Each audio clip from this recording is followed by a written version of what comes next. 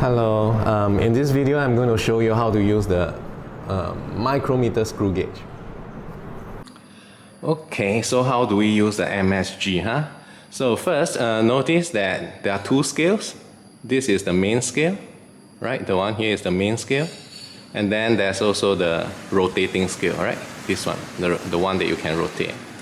Now, what's the resolution provided by the main scale?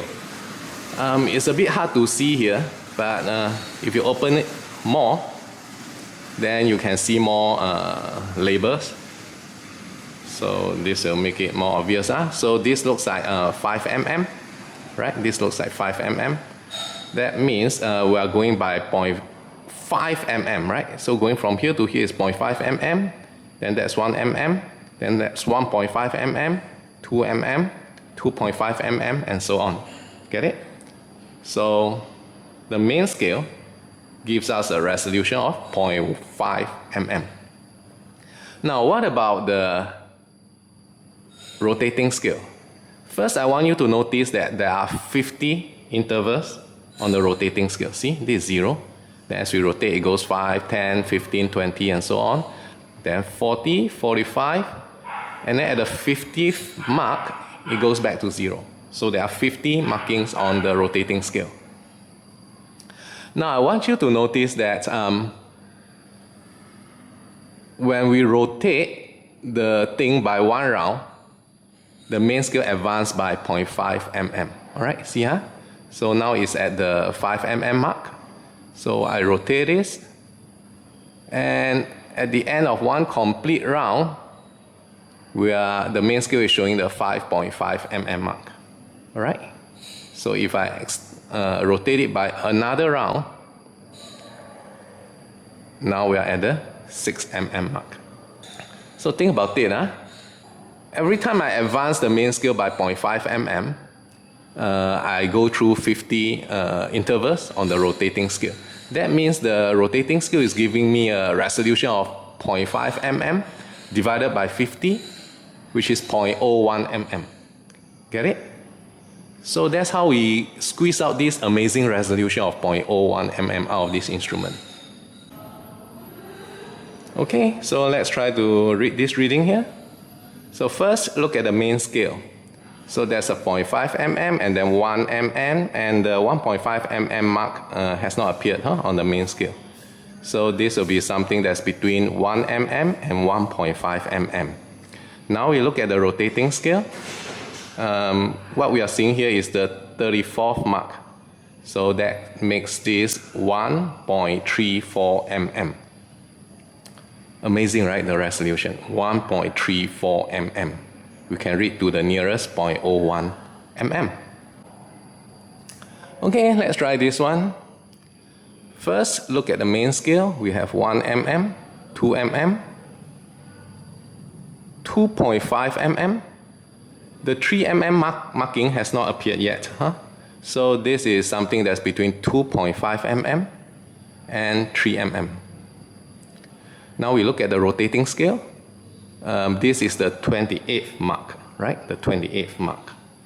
So this will be 2.5 mm plus 0.28 mm. That makes it 2.78 mm. Get it?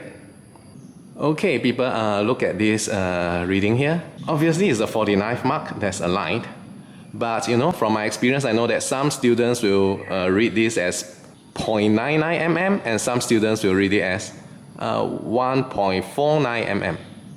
So is this 0.99 mm or is this 1.49 mm?